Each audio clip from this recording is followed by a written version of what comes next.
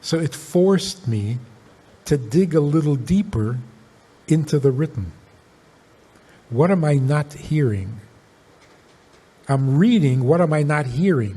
So the separation, the distance between the written and the intuitive couldn't last. It didn't work. If you're not reading with a little bit of intuition, you're not hearing. So instead of thinking of it as a text, you have to think of it as a love letter. And when somebody's writing you a love letter, there is so much more that is unsaid in the words than words can convey. I'm going to begin by asking you a question, okay? I sat through your session yesterday, and I actually had a question for you at the end of it that I didn't ask, but I'll ask it now, and I think it can begin the conversation, okay? In your session, I was curious about the struggle with understanding God.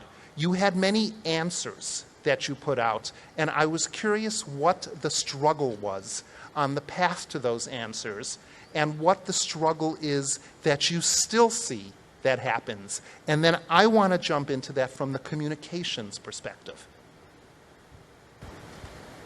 That's good. If we don't put all of Judaism into the context of a relationship, then we'll never really understand. It's all relationship. From beginning to end, it's a relationship.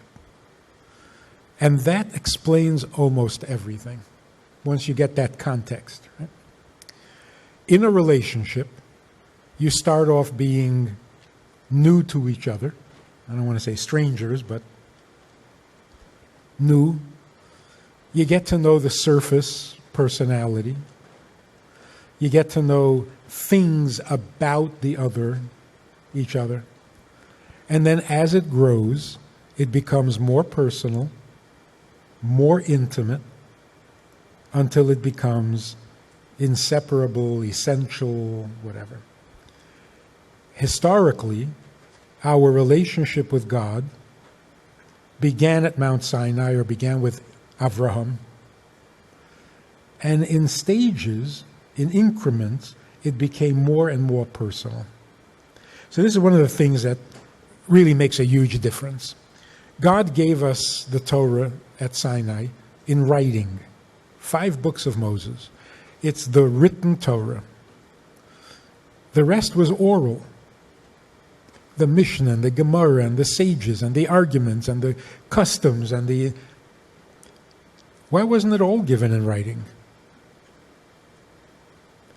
It's because some things are more personal than what you put in a journal. No disrespect to a journalist. But personal things, you don't just reveal lightly or prematurely or when the relationship is young. So all the things that God told us through the later sages are the more personal stuff. So let me stop you right there, because I've just learned something from you that I want to be able to elucidate here. You talked about written and you talked about oral, which means, as Jews, in the way that you've explained this, you are underlining the importance of written, of writing, of the written word, and how it is essential to the Jewish soul. And then you're also underlining the oral, which means the relationship of talking to one another, of hearing, because oral, and gets back to something that you talked about yesterday, the listening and the hearing of one another. And those two things are huge struggles, because I know as a writer, I wrote a book last year called Sorry Millennials, We're Not Dead Yet. That's doing really well on Amazon. Anyway, but I know as a writer the struggle for writing. And I know as a teacher the struggle for listening, as a parent and as a husband and everything else. So address those struggles. You're talking about the conflict between the written and the oral? Well, or there's just a struggle each? between the written and the oral, and there's a struggle, because I am curious, Rabbi Friedman, the struggle that you went through to be able to produce the knowledge that you communicated yesterday. I'll give you a little personal historical background. Okay. In 1970, we started a program in Minnesota for college women, adult women, because there were schools, programs for men who wanted to catch up on their Jewish learning. They didn't want to sit in a classroom with kids. So they started programs for them in Israel and in New York, but there was nothing for women. And in those days, men and women were different. Remember those days? You know, when men were men and women were women. I got the whole inference. Yeah. So we started a program for the women. Yeah. Now, women came to this program in the 70s, in the 80s. There was no starting point. They came to find out what Judaism is, but they also needed to know why they should care. And it was at that stage where nostalgia was starting to fade. You couldn't actually say to most of these students, you couldn't say, well, your grandmother lit Shabbos candles, you should too. My grandmother? She was on the beach. She wasn't lighting candles. She wasn't even observing Yom Kippur. So the nostalgic approach wasn't working anymore. What's the starting point? How do you open the conversation with somebody who says, why? Why should I even care? And I realized that everything I learned in yeshiva was not helping me. I mean, I can quote you this and I can quote you that, but their reaction is going to be, so why should I care? But it's written. There are 10 commandments written. So it forced me to dig a little deeper into the written. What am I not hearing? I'm reading, what am I not hearing? So the separation, the distance between the written and the intuitive couldn't last. It didn't work. If you're not reading with a little bit of intuition, you're not hearing. So instead of thinking of it as a text, you have to think of it as a love letter. And when somebody's writing you a love letter, there is so much more that is unsaid in the words than words can convey. So let me jump into this for a second. One of the things I teach in the class on creativity, and I actually, in front of these students, of which a third are Chinese, and they're from all over the world, and then there's Americans of every ethnicity, is I teach something called the undulating space, which goes right into what you're saying here, as a methodology of creativity, where I explain to the people a model of how disparate, different situations, oral and written, enter into a space and they cause a tension between them. And I explain to the students that they have to jump into that tension and they have to stay there.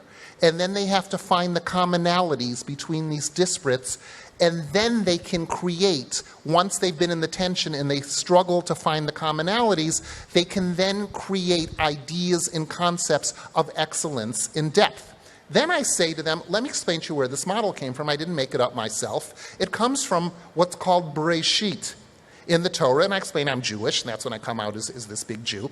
And I said to them right at the beginning of Bereshit, it tells you that there is heaven and earth, and then it tells you there's tohu vavohu, and then creation comes about. I said, so the model has been sitting there all the way through. Now, as a communicator, what I want to be able to throw at you is to say, we've got an audience of people here, and how do we communicate to Jews and these people the importance of the struggle in them finding their relationship with God?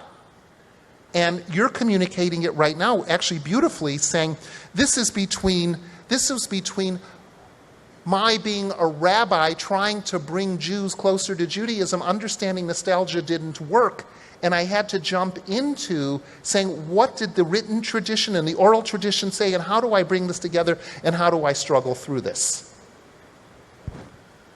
So it's interesting that in the written, in this Torah scroll that is written by a scribe and so on, One of the rules that makes it a kosher scroll is that there must be space between the letters, the white space. And then there's a philosophical debate. What is a letter? Is a letter a white space with a black interference, or is the letter the black space surrounded by white? The white space is the intuitive. So to give a quick example. God called to Avraham. We teach it to kids. Vayemer Hashem, and God said, El Avram to Avram, Lech Lecha, go to you, come to me, whatever. Those are the words. It's written. Memorize them, ingrain them in your mind. Let's say that in two different ways. God spoke to Abraham.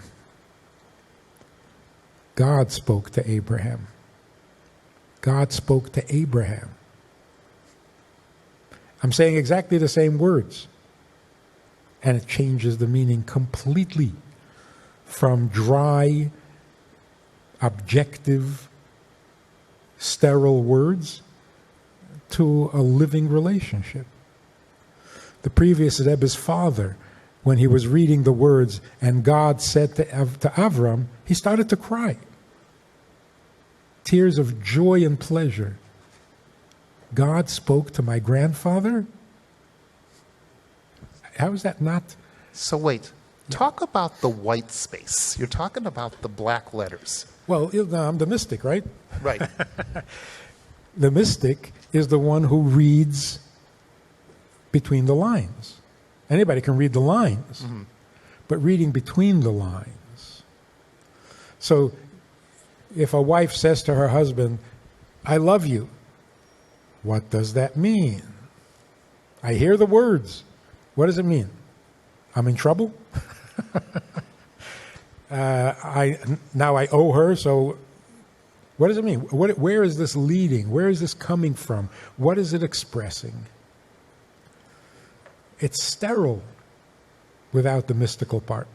So really, it shouldn't even be called mystical. It's personal. Take an objective statement and bring out the personal. And you do that intuitively, of course. You don't have to be a genius. You have to be sensitive. So how do you translate, and this is really, I think, powerful and beautiful. How do you translate Anochi Hashem Elokecha? The first words of the Ten Commandments. God is introducing himself to his people for the first time. What does he say? He says, I am God your God who took you out of Egypt. I am God your God who took you out of Egypt. I am God your God. What's he saying? Hi, pleased to meet you. Let's translate it with a little bit of intuitive sensitivity. I, God, am yours.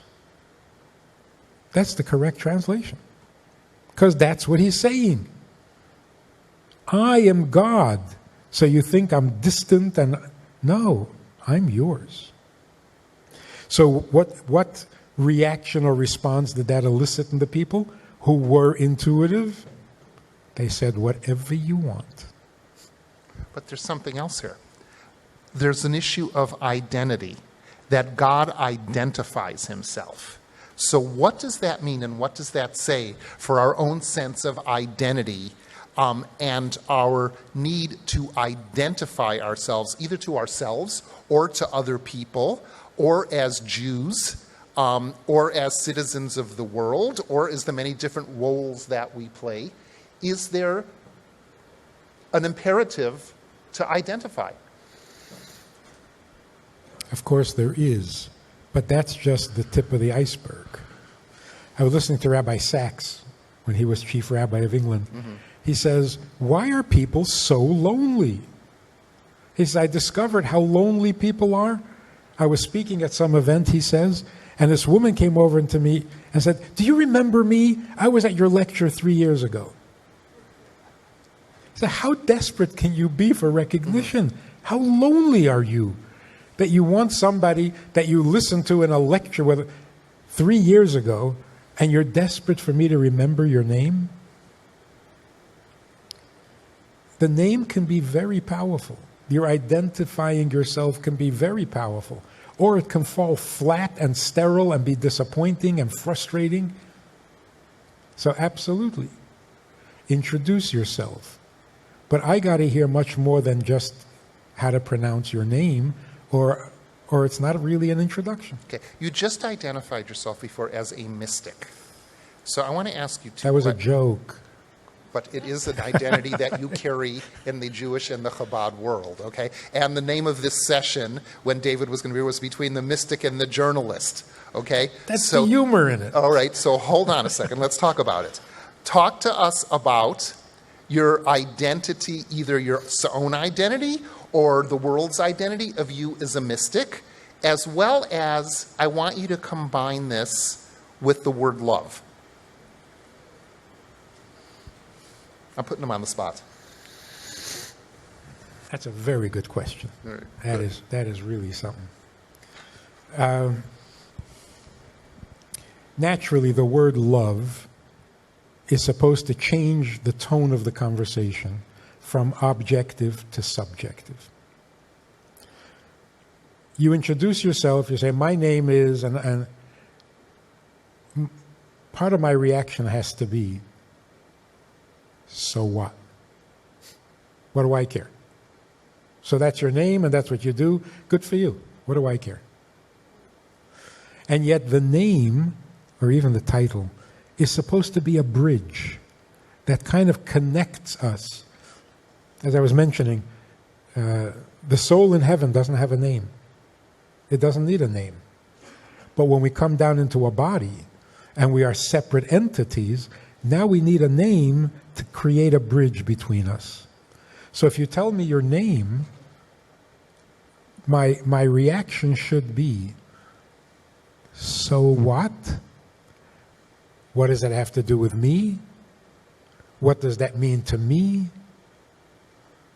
What are you telling me besides your name when you introduce yourself? Are you saying you want me to know you?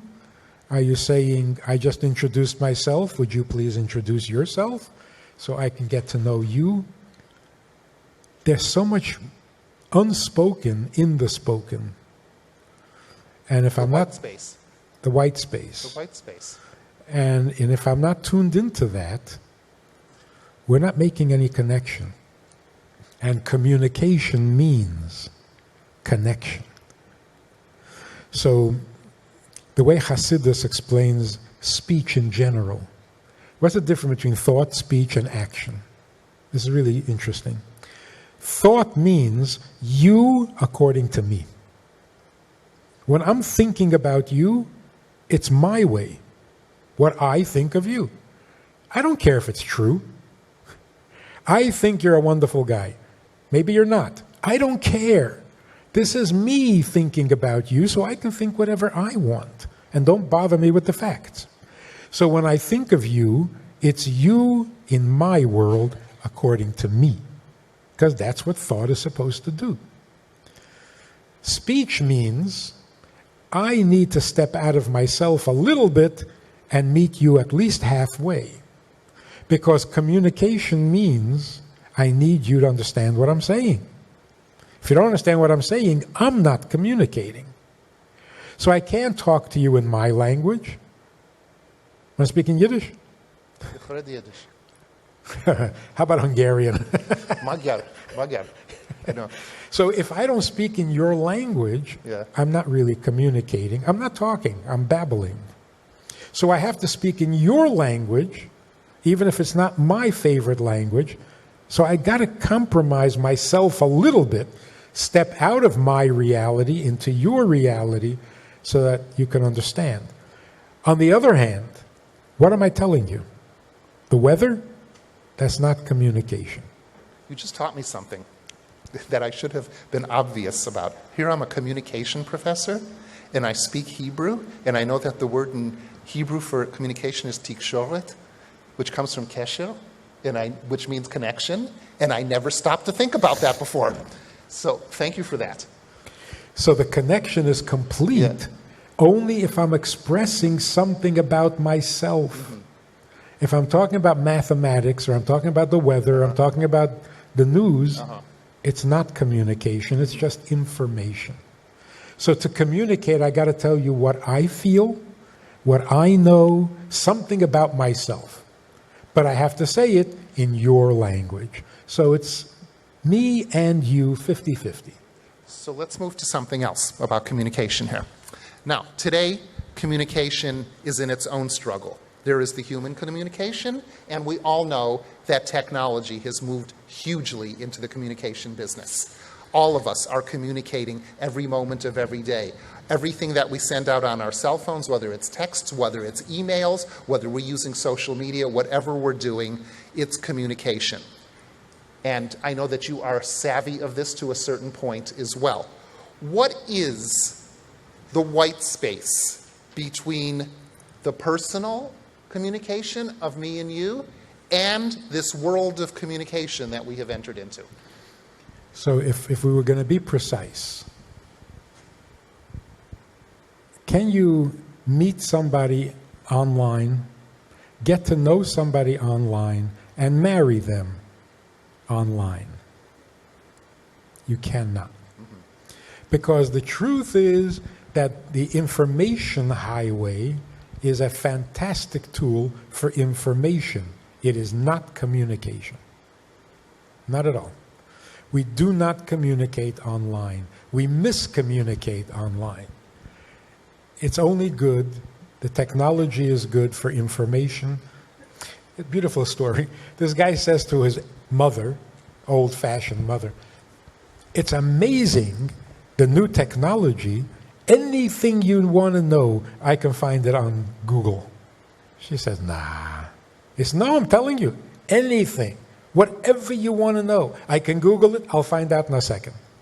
And the mother says, "No, that can't be." He says, "Good.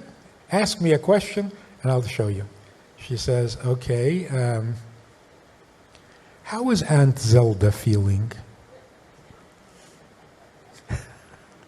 See? If you really want to communicate, not Google. So it shouldn't be called communication. It's just sharing of information. If we really want to communicate online, you gotta leave a lot of white space. It's like these people who have the annoying habit of, you know what I'm saying? I understand what you're saying. No. The habit of, oh, God. You know what I'm saying? At the end of every sentence. Yes. You know what I'm saying? You understand what I'm saying? No clue what the hell you're talking about. Obviously, you don't think anybody understands you, so you have to stop and ask constantly. You know what I mean? You know what I mean? Wait, I got a better one for you. It's kind of like I told them last night, and like I was talking, and I told them it's kind of like this. I listened to my students say it, and I said to them, "You're communication majors. Can you speak without the word like and kind of? And does like, and just there's also something else in communication. I don't know if you are all aware of what's called the upspeak that goes on in this new generation, where they constantly end their sentences in a question, as if they can't make a definite statement. And so I have this going on in the classroom too, and I say to them, you are communication majors, you have to make a statement.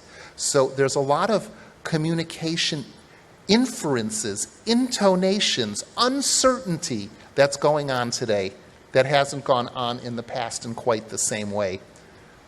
I had an experience with a room full of teenage girls, came to the Beis Chana program, and it was an amazing thing. There were 40 girls, and they were all talking at the same time.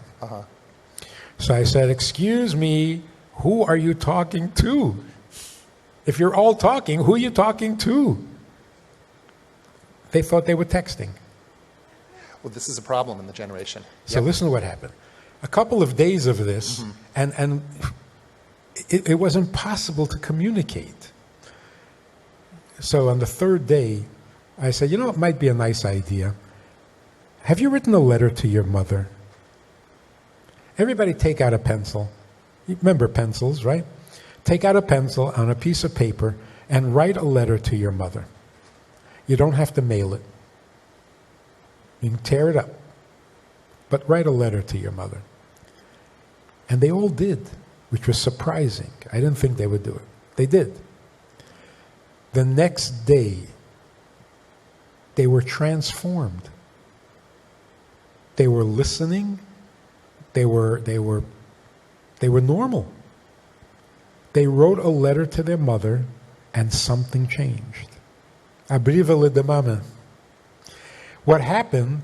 They became rooted in reality. None of them sent the letter.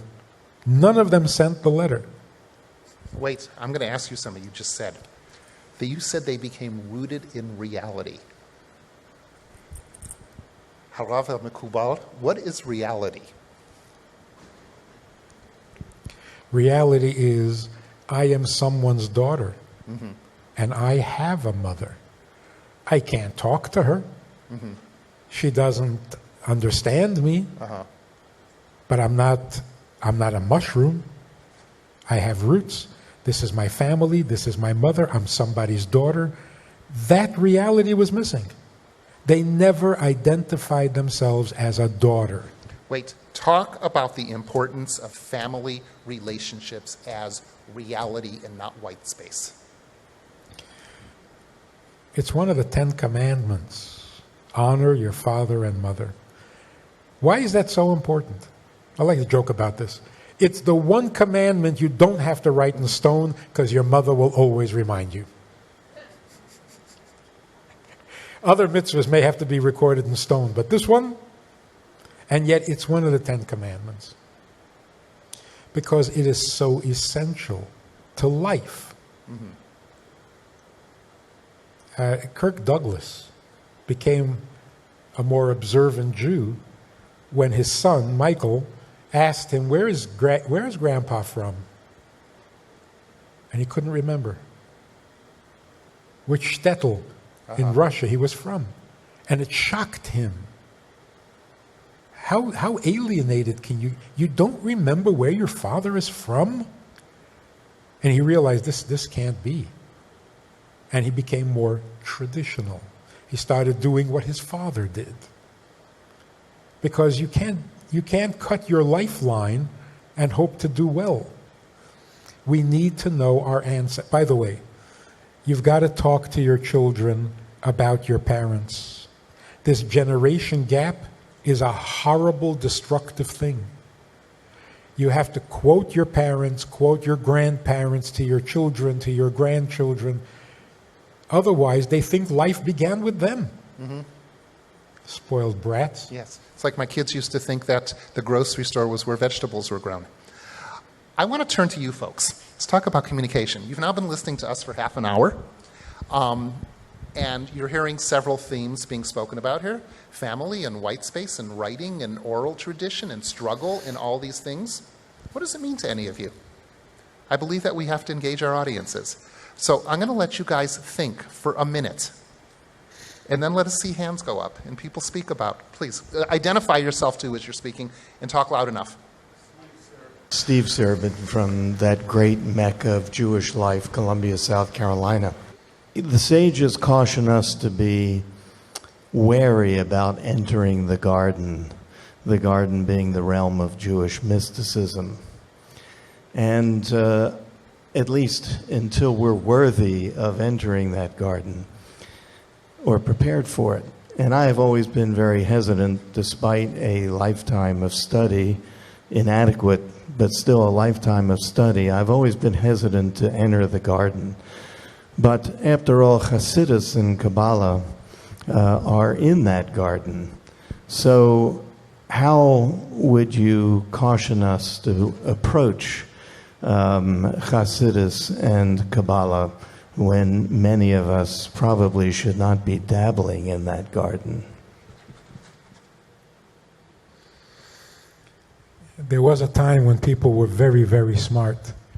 And if they studied the Kabbalah, they would understand and maybe come to the wrong conclusion. We can study the Kabbalah all we want. We will never come to the wrong conclusion because we don't understand a word it says. So we're safe. There's no danger for us. But also, Hasidus paved some roads and put up some road signs so that if you want to enter the mystical part of Torah, you're not on your own and you won't get lost, just follow the signs. Before Hasidus, there were no signs and there were no paved roads and you could get really fablunged. So now it's not dangerous to learn Kabbalah. But if you want to really, I don't know that the subject here really was the Kabbalah. You weren't allowed to study it unless you were over 40 and a scholar in all other parts of Torah and particularly sensitive. Even among the sages, not everybody was allowed to study it. Now, everybody is reading Kabbalah. Everybody. Anybody.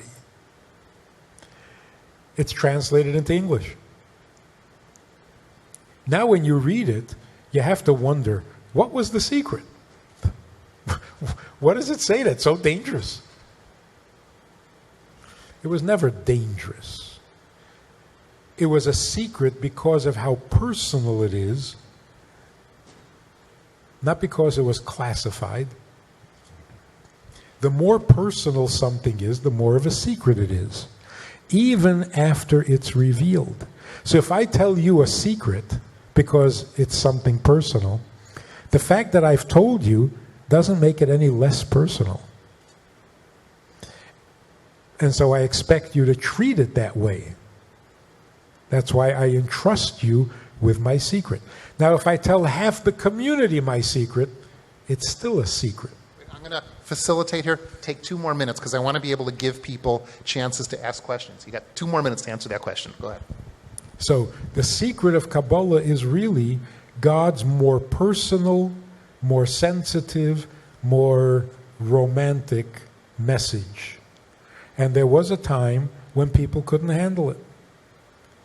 To hear that God is really obsessed with you and dependent on you and vulnerable to your freedom of choice and anticipates your mitzvah desperately, there was a danger that people would take it lightly, lose respect, because, we were so macho and what, God really needs me? Then I don't respect him anymore. So only the really sensitive were invited to hear God's more personal side. And that's what we started talking about. With the oral law, God whispers more about himself to one of the sages than he would write on parchment for everyone to read. So the oral law really gets closer to him. And with each generation, it gets more and more personal. So now that we're comfortable with God being personal, now the Kabbalah is not a secret anymore. Yes, he desperately needs you. Does that inspire you or does that turn you off? What I find is it really inspires. Great. Next question. Anybody else have one? Okay, let me ask you something as we wait. You started out speaking about you used the word intimacy. I want you to talk about intimacy between man and God, Jews and God. And then we'll talk about intimacy between people. Man being non-Jews? Yeah. In a nutshell. Humans and God. Right. In a nutshell, God created the entire world that is made up of mineral, vegetable, animal, and human. He is the creator of it all, and they are all his creations. Then God gave birth to the Jewish people. So human beings relate to God as their creator, their maker, the source of their life, the master of their universe, and they serve him accordingly. We serve God as his children. It's personal, it's subjective, and he is more invested in this relationship than we are, which means simply he needs us more than we need him. Like parents and children. Okay, last question. Talk about the presence of God in the intimacy between human beings. I put it in a story form. I get a phone call a couple of years ago. A guy on the line says, I don't want to give you my name. I live in a small town in Oregon. That's in the United States. I live on the West Coast. And there are no Jews in this community where he lives. He is Jewish, born Jewish, but he's been practicing Christianity for the last 36 years. He's a retired psychiatrist, and now that he's getting older, he says, what can I do to feel connected to my people here in this town? So obviously I said, get a pair of tefillin. You'll put on tefillin every morning. You'll feel connected to your people. Strapped in. He says, I can't do that. Every time I try to do something Jewish, I've had a bad experience. So I said, nobody's Jewish because it's been a good experience. If you do what God needs from a Jew, you feel like a Jew. If you do what God needs from a non-Jew, you'll feel like a non-Jew. He says, God needs? I'm not familiar with that. So I said, I'm getting a little impatient with this guy. He sounds a little funny. I said, God is infinite, right? He says, oh, yeah. I said, so God is infinitely patient, infinitely kind, infinitely knowing, infinitely... He says, yeah. I said, well, then he must also be infinitely vulnerable. So he starts to laugh. He says, God is vulnerable. God's almighty. Now, he's a retired psychiatrist. So I said, doctor, are you suggesting that vulnerability is a weakness? And he got totally flustered, and he hangs up the phone. A couple of days later, he calls back. He says, I don't want to give you my name. I'm the guy from Oregon. Where do I get tefillin? I said, why all of a sudden? I'm going to give him a hard time. I said, why all of a sudden? He says, I can't accept Christianity and the message of Christianity. I can't accept it. I said, after 36 years? He says, my professional background doesn't allow it. I said, but you've been doing it for 36 years. What changed? He says, let me explain this to you. In our profession, we know that if a man, for example, says to a woman, I love you more than anything in the world. Oh, you're not interested? Your loss. In other words, he's not vulnerable. So I don't need you. I love you. If you're not interested, doesn't hurt me. Your loss. We know in our profession that his claim of love is not love at all. It's manipulation. He says, Christianity says God loves you very much. Oh, you're not interested? Go to hell. Forever. He says, I can't accept that. If there's no vulnerability, there's no love. Great. Partner with Rabbi Friedman. Visit itsgoodtoknow.org/support.